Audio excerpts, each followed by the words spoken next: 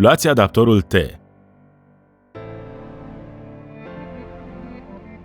Ridicați brațul lamei ștergătorului. Dacă nu este posibil, vă rugăm să consultați manualul vehiculului.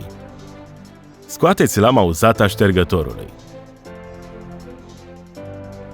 Asigurați-vă că parbrizul dumneavoastră este complet curat.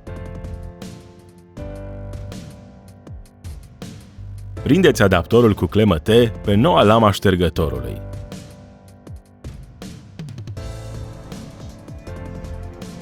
Fixați noua lamelă a ștergătorului pe brațul ștergătorului conform indicațiilor din imagine.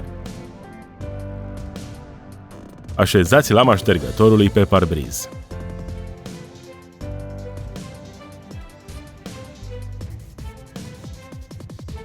Testați pentru a vă asigura că noua lamelă a ștergătorului funcționează corect. Valio recomandă să înlocuiți lamele ștergătoarelor o dată pe an. Când este posibil, reciclați plasând ambalajul în coșul corespunzător.